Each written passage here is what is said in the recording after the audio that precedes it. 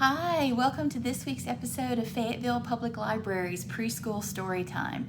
I'm Miss Alyson, and I'm so glad to be with you today because we are taking a trip to the zoo. I have 3 very fun books, and then I have a very simple origami finger puppet craft to show you afterwards. Let's get started. The first book I'm going to share with you today is A Moose That Says Moo.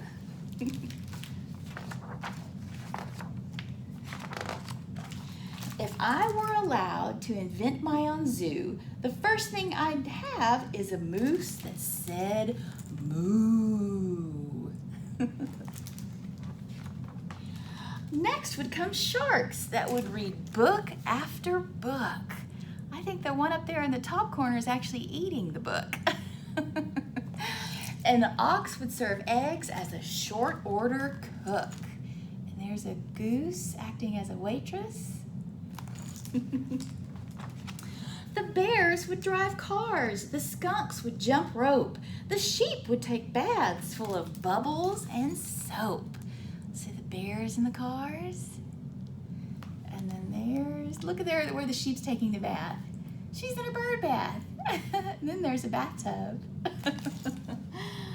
Oh. The zebra would put on a dress and a cape, wear really tall shoes, and then dance with an ape. There are the sheep taking their baths. And then there is the zebra dressed up in high heels, dancing on a picnic table with the ape. How silly is that? The tigers would swing among leafy green trees and lazily lounge in the warm summer breeze. And then they would bake macaroni and cheese and say, "Pardon me, but I think I might sneeze." See them pouring the pasta in the pot? Getting ready to make macaroni cheese. I like macaroni and cheese, don't you? And then there they are with their hankies, trying not to sneeze. Or at least cover their noses. And how would the animals celebrate night? With PJs and milk and a zoo pillow fight. Feathers would flit, feathers would float, feathers would wake up a sound asleep goat. Look at that big old sleepover. Doesn't that look like fun? Look at that. In their PJs, having a pillow fight. The goat would get mad and throw handfuls of dough, interrupting a tap dancing, singing pig show. Rude.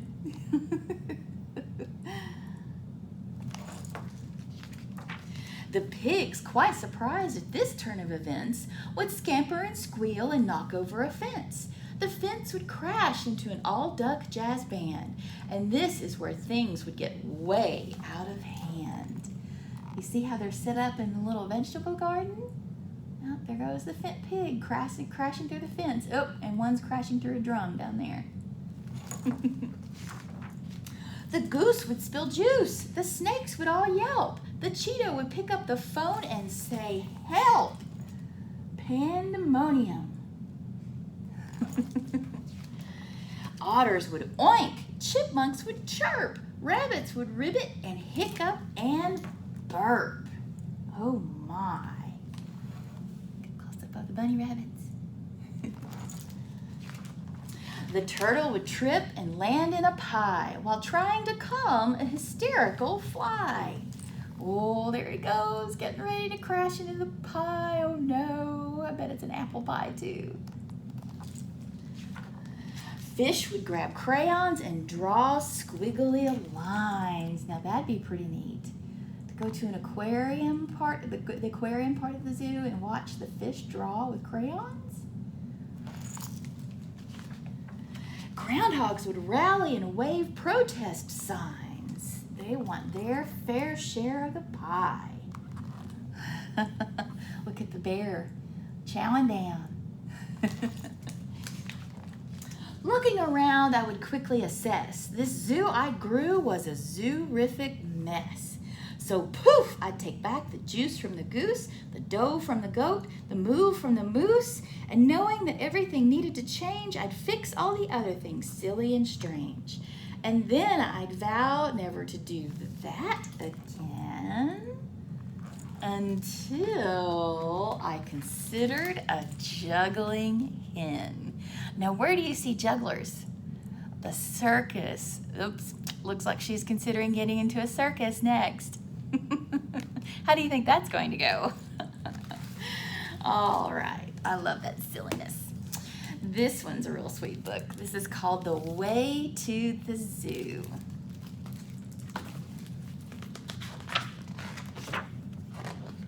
One evening, just before Sylvie went to sleep, she thought she could see a door in the wall of her bedroom. She decided to look again in the morning to see if the door was really there. There she is in her bed, and there's the door in the wall. In the morning, Sylvie was late for school and forgot about the door until bedtime. When Sylvie was ready for bed, she found the door and managed to open it. She could see some steps going down, and beyond them was a passageway. Would you open the door like that? And would you go down the passageway? Might be kind of scary, but then exciting too. Sylvie found a flashlight and went down the steps and along the passageway for a while, wondering where it would go. In the distance, she could see what seemed to be another door. There she goes, brave Sylvie. There's the other door. What do you think's behind it? This door was heavy, but Sylvie used all her strength, and at last it opened. She found herself in the zoo with lots of animals looking at her. Look at all the animals checking Sylvie out. It was getting late. Sylvie had to get back to her room and go to sleep because she had school again in the morning. Sylvie asked a little bear to come back with her. He did and slept in her bed. She made sure the bear was back in the zoo and the door in the wall was closed before she left for school. Now, how fun would that be? Look at that cute and cuddly little cub. Oh my goodness. And there they are snuggling in her bed. How fun would that be? The next few nights, all the animals wanted to come to Sylvie's room, but she could only take the smaller ones. Can you tell what that is? It's a koala bear. She's got 2 little bear cubs in her bed with her. Would you do that? Would you pick the bear cubs? I think I would. One night, though, she brought the penguins back. She's taking a bath with the penguins, but they made a big mess splashing in the bathtub or the bathroom. She's drying them off with a towel. Then she came back with a tiger and her cub. The tiger slept in a chair and her cub slept in Sylvie's bed. There's the mama tiger following Sylvie and her baby. And look at her there underneath the quilt on the chair. Another night, Sylvie let the birds come. There they're all following her. And look at that. See them all asleep around her on her headboard and on the floor. Look at this one's got his head on the pillow on the nightstand.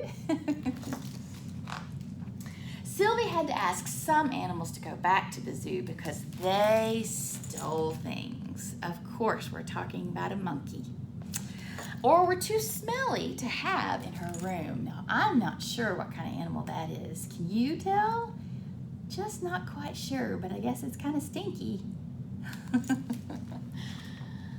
The baby elephant burst into tears because it was too big for the passageway. Poor elephant. And look at sweet Sylvie trying to make him feel better, drying his tears. Isn't that nice? Yeah. A baby rhino was able to get through the passageway, but Sylvie did not want a rhino in her bed. So she covered it in towels for the night. Got a little pallet on the floor, and look, its back feet are crossed. One morning, Sylvie woke up very late and had to rush to get ready for school. Uh-oh. When she came home later that day, she knew something was wrong. There were noises coming from the living room. She'd forgotten to close the door in her bedroom wall. Oh, no! The living room was full of animals. Look at that. Oh my goodness. Watching TV up on the light fixture on the ceiling and the curtain rods. Oh dear. Sylvie got very upset and all the animals left. Look at her yelling. She means business. There they go. Turning over everything as they leave. Sylvie's mother would be home soon, so she had very little time to clean up. Doing the vacuum cleaner, moving the furniture back in place. You think she's gonna make it? I don't know. Sylvie hadn't quite finished when her mother arrived. "Oh, Sylvie, Sylvie," her mother said. "All I have to do is leave you at home when I go out for a while, and it looks as if you had the whole zoo in here." Little does she know, Sylvie really did. You see the banana peel under the chair? If she only knew the truth. Sylvie still sometimes has animals visit at night, perhaps a baby bear or something else small and furry. But she always makes sure that the way to the zoo is closed before she goes to school. There she is with the koala bear again. Yep. Now, would you open the door? Would you go down the passageway and open that second door to see what was behind it? Oh my goodness, what an adventure that would be. All right, our last book on our trip to the zoo is called My Dad at the Zoo, and this one is super silly. Love it. Most of the time, my dad is really great, cuddly even, when he wants to be. But Sunday mornings usually start out like this. "Everybody up! I want to go to the zoo!" I'm still sleepy, but Dad doesn't care. He throws me on his back and does the galloping camel all the way to the zoo. And I have to admit, it is pretty funny. But standing in line for the tickets isn't funny at all. Dad bounces around and squirms every which way. And the longer we wait, the more ideas he has about how to cut the line. Like shouting, "I have to pee! Let me in!" Oh my goodness. Can you imagine your mom or your dad doing that? Once inside, the chase begins. "Wait up, Dad!" But Dad is way too busy to pay any attention to me. He's grimacing at the gorillas, flirting with the flamingos, pattering like the penguins, and terrorizing the turtles. Getting his picture made with a flamingo by another flamingo. Look at that. Then suddenly, I don't see him anymore. Oh no. Phew, I found him. Where, you ask? In front of the ice cream vendor, of course. It's not snack time yet, but it's clearly time for a meltdown. "I want an ice cream!" I try to explain it's still too early for ice cream, but Dad rolls around on the ground, turning red with rage. Is he having a temper tantrum? He sure is. Quick, I need a plan to distract him. "Look, Dad, a porcupine is escaping. He's going that way." Success. Dad forgets all about the ice cream, and for 2 whole minutes we look for my imaginary porcupine. Then Dad spots his favorite animal. Any guesses what that might be? Let's turn the page and find out. He tips his hat to say hello. What animal is that? An elephant. The elephant reaches out and grabs his hat. Dad cracks up, but not me. That must be the 8th hat he's lost at the zoo. And sure enough, look up there. You see the hat rack with all the hats on it? He's got one in his head, and he's taking the Dad's. Next, we watch the sea lion show and the piranha feeding. "Dad, stop! Don't!" What is he telling his dad not to do? Stick his finger in the piranha bowl, because what do piranhas do? They go chomp. Oh my goodness. His dad is a lot to keep up with, isn't he? What a day. Finally, it's snack time. We sit down, but Dad can't keep still, and splat, there goes the ice cream. Oh well, one more for the ants. Look at him doing that handstand on the bench. And here come the ants carrying a spoon to eat the ice cream. His dad is silly. At last, it's time to say goodbye to all the animals. The chameleons, the tapirs, the parrots. Dad doesn't want to miss anyone, so we go through the entire zoo again.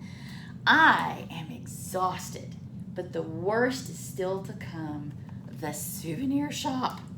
I hold Dad's hand with all my might, trying to keep him from going in, but Dad is still bigger and stronger than me. He makes a beeline for the stuffed pigeons and screams, "It's so cute!" No, no, no, I will not give in. Dad starts to sulk. The galloping camel has turned into a sluggish snail. And me, I am wiped out. Look at his dad's face. Is he pouting or what? Oh my goodness. It's true, my dad is really great, and he's cuddly, really he is, but Sundays at the zoo are no picnic. So the next time we come, I think I'm just gonna leave him here. That'll teach him.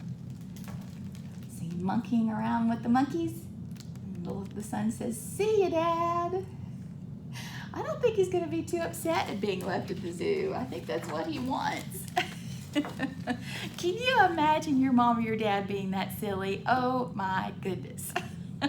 That would be a sight. Okay, our craft for today is based on the second book I read to you, where she was taking the little bears back to her bed. You can make finger puppets. I'm putting them on my finger right now. Look, there you go. A little panda bear and a little brown bear. How about that? How cute are those? And they're so simple. And here's a koala bear, like she took to her bed there at the end. But you can have your own zoo. You can make 10 bears if you like. You can have them one on each finger. All right, what you'll need is a square sheet of paper. And you can buy origami paper at the craft store, or you can make your own out of construction paper or printer paper. All you need to do is to make sure it's perfectly square.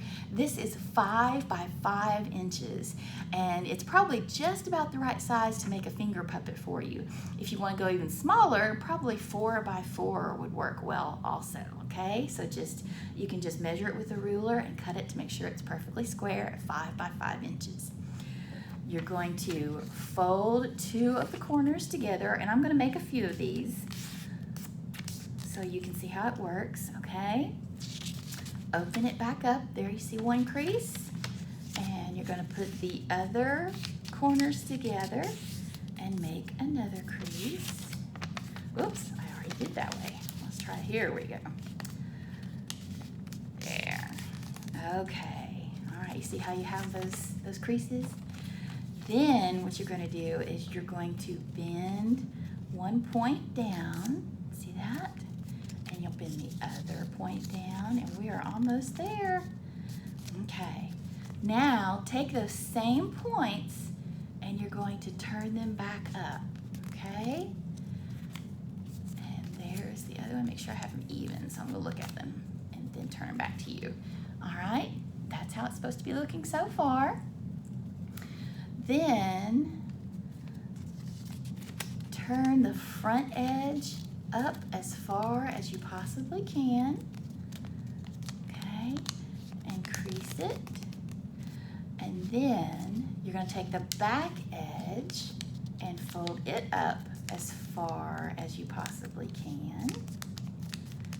All right, and then turn it back this way. This is the cleanest side. There's a couple of overlapping sheets of paper on that back side, so you want to leave that towards the back. And then you're going to fold that down to make the flat head. There we go. And you might want to use some tape or a glue stick to get these edges to stay down, or just really work that crease. And then you want to square off the ears. So you're just gonna bend those points backward and tuck them in, and I'll show you what the back side looks like in just a second. There, okay? And here's what the back will look like, just like that, and the front. And then what you want to do is take a black crayon or a black coloring pencil or a black magic marker, and you're going to draw in ears and eyes and a nose. I'm going to do that real quick. And you're going to have a little brown bear. And you can create your own story about bears in the zoo. And maybe imagine that the zoo is hidden behind a door in your bedroom wall, and what it's like to have them come and spend the night in your room. Add the eyes real quick. This is kind of messy because I'm doing it fast, but you'll get the idea. Almost there. Add some little eyebrows and nose and mouth. And there is your little brown bear. And see, it's gonna make a little pocket at the bottom, and that's where your finger goes. Roar! He's almost too cute to go roar. Let me do it for you one more time, and I'm gonna do a white one. And you can make this into either a panda bear or you can make it a polar bear, okay? So start with your square piece of paper. You're going to fold so that two opposite corners join, okay? And then unfold it, and then do the same with the other corners. Easy peasy, okay? And then you're gonna fold those points down. That one too. See, isn't this simple? Okay. Then you're going to turn those points up. Leave a little bit still unfolded. You don't fold them, bring them completely up. There you go, okay? And then you're going to bring one of these bottom points up all the way till it matches that point already up at the top. Turn it over and do the same thing on this side. And then fold it back. See, so easy. And then take those corners on the ears and tuck them inside. See how I'm doing that? See how they're tucked inside? There's the other one. Okay. All right, so we can do a polar bear or a panda bear. I'm gonna color the ears black and do a quick face. Easy, easy, easy. And you could probably also do this to make other animals. You just leave the ears pointed for like a tiger, and you use orange paper with black stripes. You could do a lion and add a mane with some other colored, like construction paper, another color of or another piece of origami paper. Use yellow and orange. And you could have yourself an entire zoo. Almost done. Ooh, didn't quite get the eyes right on this one. I'm hurrying. Looks like he more has a black eye instead of. There you go.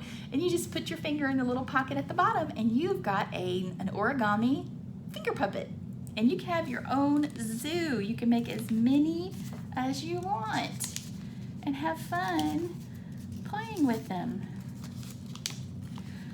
There you go. How about that? Cute, cute, cute. All right, thanks so much for joining me today on our trip to the zoo. I hope you had a good time. Come see us at the library. Summer Reading Club starts June 5th. And also, we're getting ready to change our story time format. It's not going to be recorded anymore. We're going to be doing live stream. And your parents can check our website for the schedule. It's the same schedule. It'll just be that you'll see it running live versus having it recorded.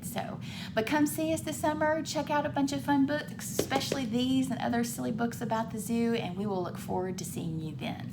Bye.